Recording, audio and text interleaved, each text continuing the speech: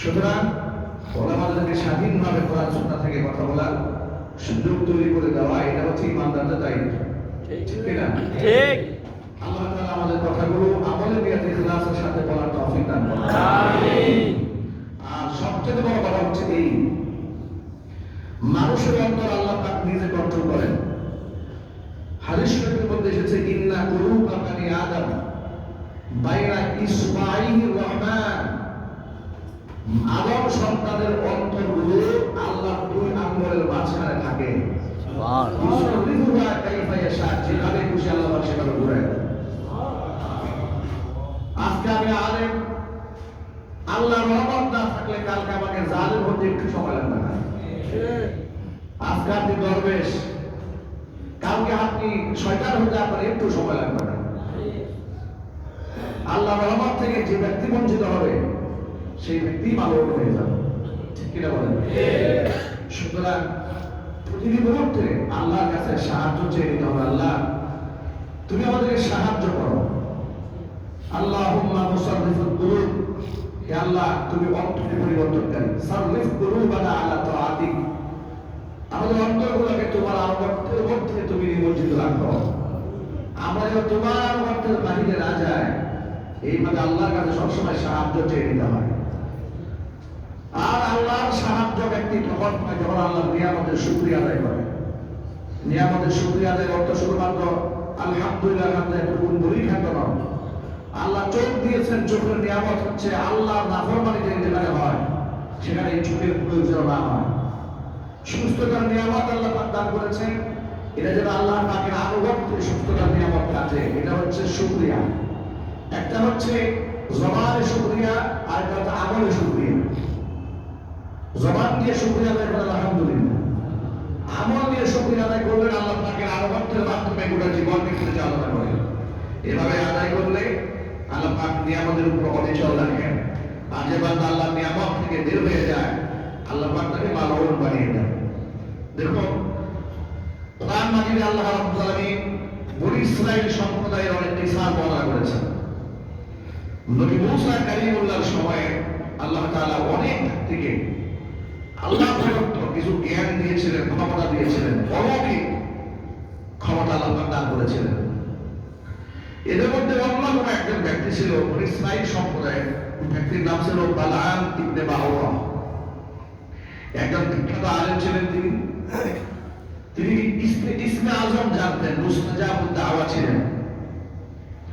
আল্লাহর কাছে দোয়া করতে দেরি হতো, আল্লাহ কবুল করতে দেরি করতেন না। এইরকম আলেম কি সমাজে অ্যাভেলেবল হয় নাকি ভাই?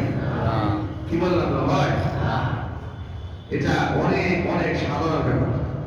তিনি বড় প্রকারের সাধক ছিলেন, সাধু ছিলেন, আবার বড় আলেম ছিলেন, মুস্তাজাবুদ দাওয়া ছিলেন। ইসমে আজম আল্লাহ পাক তাকে শিখিয়েছিলেন।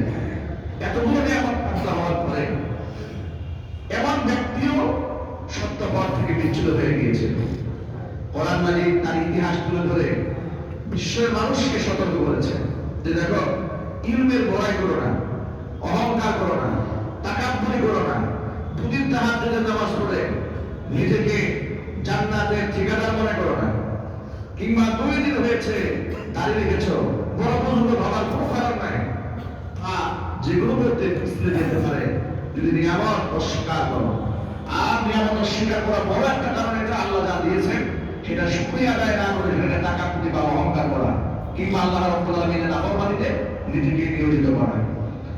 বালাম ইবনে বাউরা একজন বিখ্যাত আলেম, এমন আলেম দোয়া করলেই আল্লাহ কবুল করেন। এমন একজন আলেম কেন পদভ্রষ্ট হয়েছিল? ইতিহাস বলছে মুসা কালিমুল্লাহকে আল্লাহ পাক নির্দেশ দিলেন বাইতুল মুকাদ্দাস দখল করার জন্য, যেখানে মসজিদ আকসা, এই এলাকাটাকে দখল করতে হবে। কারণ তিনি এসেছিলেন মিশর থেকে, 3 অঞ্চলে বসবাস করতেছেন। সিরিয়া পর্যন্ত তিনি আসলেন।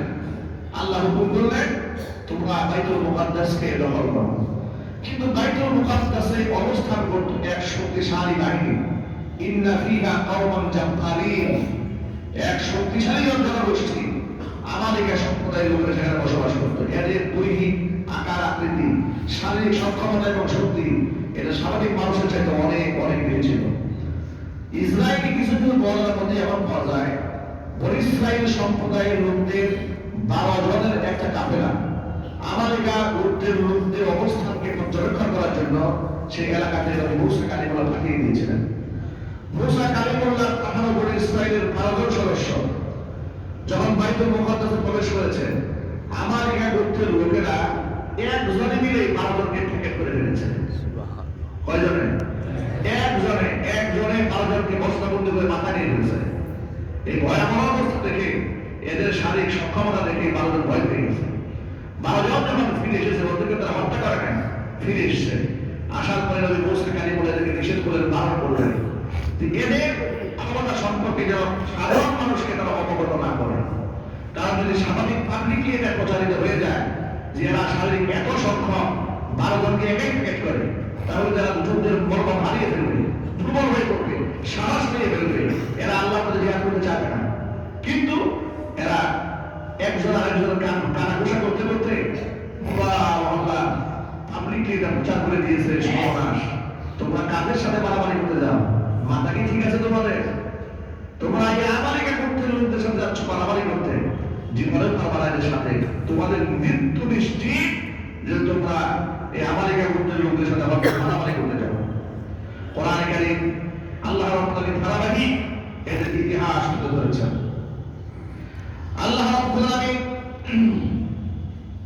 এদেরকে যখন প্রবেশ করার হুকুম করলেন, এরা তখন বনী ইসরাইল সম্প্রদায়ের লোকেরা নবী মুসাকে ডেকে বলছেন, ক্বালু ইয়া মূসা ইন্না ফীহা কওমান জাব্বারিন।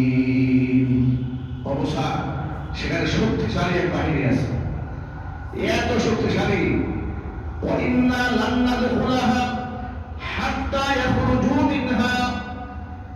এই সম্প্রদায়ের লোকেরা যতদিন না পর্যন্ত তারা নিজ এলাকা ছেড়ে অন্যত্র চলে না যায়, আমরা কোনদিন ওই এলাকার মধ্যে আমরা প্রবেশ করতে যাব না।